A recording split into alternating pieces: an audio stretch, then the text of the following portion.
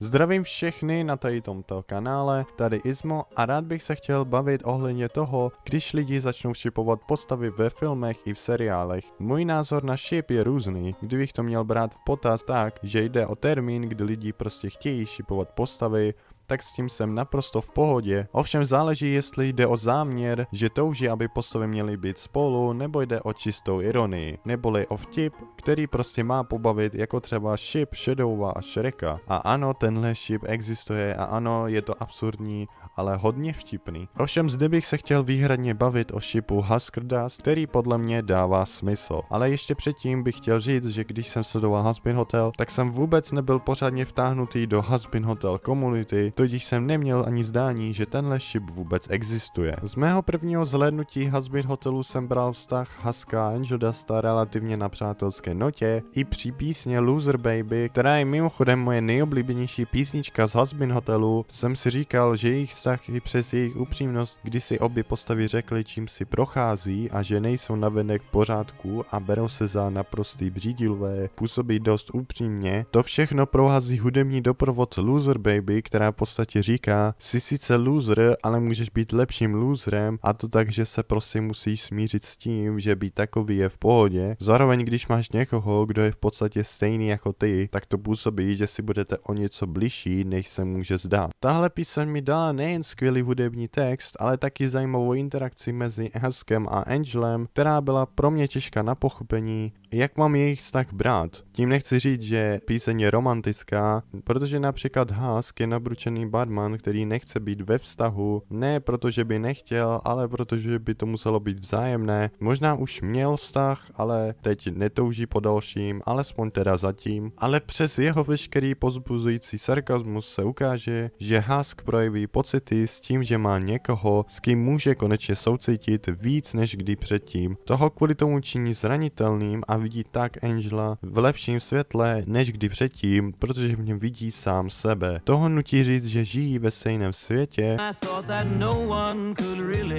Někdo by mohl argumentovat, že tím Husk myslí všechny hříšníky, což je samozřejmost, ale samotná píseň, která má pozbuzovat Angela i jeho samotného, mě přivádí k myšlence, že Husk má větší zájem, který je tu naznačený víc než kdy předtím, protože přece jenom když naburčená postava projeví silnou náklost k někomu, koho zrovna moc nemusí a vidí, že je jinačí, než se může zdát, může znamenat mnohem víc. Tím nechci říkat, že by se měli dávat dohromady jako pár. Přeci jenom furt jsme na začátku, tudíž by bylo divný, kdyby se z ničeho nic dali dohromady. Za další Husk a jeho zájem o lidi byl ze začátku menší, ale postupem času dával větší zájem, jako je u Angel Dusta, proto Husk dělá drobné věci, jako například když v první epizodě Husk pomáhal s vytváření reklamy, což by většina nabručených postav ignorovala, ale je možný, že Huskovi není úplně zas tak všechno ukradený, protože nabručená postava ne vždy znamená, že je mu všechno ukradený. Nebo taky, kdy ve třetí epizodě pochválil Penchese za to, jak zvládá bojovou situaci a usmál se na Angel Dusta, což ukazuje, že i nabručený člověk občas chce projevit laskavost. Nebo taky ve čtvrté epizodě, kdy Angel Dust rozlije Huskovi drink a k tomu ho ještě skritizuje. Husk přesto nabídne radu a snaží se mu vyhovět, protože vidí, že Angel Dust měl náročnou noc, nebo taky dokáže poznat, že prostě takový nebývá, proto mu chce pomoct. Dokonce ho i zachrání v baru, ačkoliv mu Charlie řekla, jen aby na něj dohlédl. I když Husk viděl, jak Angel Dust sám sebe ničí, tak instinktivně zakročil. Tyto části laskavosti ukazují, že Husk většinou předstírá nabručenost, ale uvnitř mu záleží na ostatních a proto Husk používá masku, aby si držel odstup a zakryl svou citlivou stránku, což navazuje na moji teorii, že po předchozích vztazích se chce vyhnout hlubšímu propojení, přesto jeho vnitřní já říká, aby se začal zajímat o ostatní, možná i o Angel Dusta, i když tam je to o mnohem komplikovanější, protože ho prostě rozčiluje, i když Husk je možná si vědom toho, že prostě Angel Dust takový není,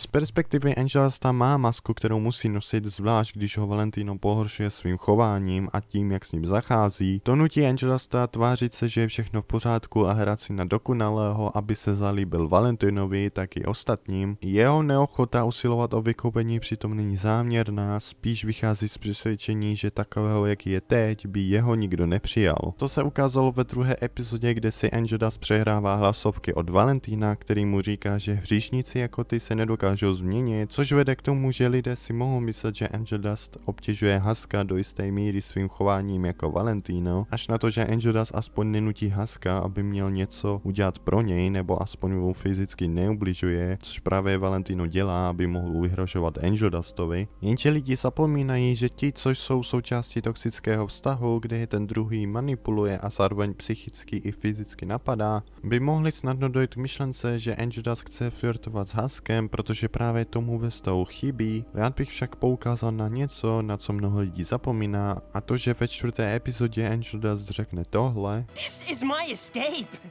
where I can forget about it all, how much I hate everything. Což by se z logického uvažování by se dalo brát tak, že Angel nenávidí i sám sebe za své činy, například za to, co on dělá Huskovi. Tady by se mohlo potvrdit, že si Angel nejspíš myslí, že se začíná chovat jako Valentino a že Husk představuje jeho samotného. Jenže lidi, kteří porovnají Angelasta s Valentinem, jde mimo, protože i když Angel někdy neví, kdy přestat, rozhodně není typ člověka, který by chtěl být zlý na potkání. A nemá důvod dělat zlé věci jako Valentino. Navíc má alespoň zásady a snaží se chránit svou rodinu. Například ve druhé epizodě chtěl zabránit Vincenzovi, aby nedostal Včka do Hazbin hotelu a neublížili jemu ani ostatním. Tohle sice není explicitně řečeno, ale při blížším pohledu v dané epizodě to dává smysl. Z divácké perspektivy to ale působí jinak. Vidíme extrovertní postavu, která ráda vtipkuje a je furt otrávená, a introvertní postavu, která je uzavřená do sebe a je taky furt otrávená. A tahle dynamika je pro diváka přirozeně vtipná a dosti podobná, proto mají lidé tendenci tyhle dvě postavy šipovat, aniž by viděli ten temnější kontext Angelova chování. Navíc nabručené postavy v kombinaci s někým energetickým dodávají jejich vztahu šmrnc a vytvářejí zajímavou chemii, která diváky k tomu šipování láká ještě víc. Což právě dělá tenhle šip tak zajímavý nejen dynamikou, ale i tím, že čtvrtá epizoda ukazuje emocionální propojení dvou postav, a to tím, že obě postavy ukazují, že mají svůj způsob skrývání identity, vztah, kdy dospěje k vzájemnému respektu, hlavně díky dvěma příběhům, které jasně ukazují, čeho člověk může litovat a že ta chyba ho bude dál pronásledovat. Dojde k vzájemnému porozumění, kdy obě postavy sice prožívají ty nejhorší dny, ale na tom nesejde, protože hlavní je si přiznat, že být břídil je v pořádku. Ale tohle je jenom můj osobní pohled na tenhle šip, který podle mě dává smysl, protože jde o příběh dvou postav, ze kterých se stávají skuteční lidi, jenom díky tomu, že se jeden k druhému otevřel, kde šlo vidět, že se obě postavy vnímají daleko v lepším světle než předtím. Doufám, že se vám video líbilo, budu rád, když mi do komentářů napíšete svůj názor na tohle téma a ocením každý like a odběr a snad se uvidíme někdy příště, takže zatím ahoj!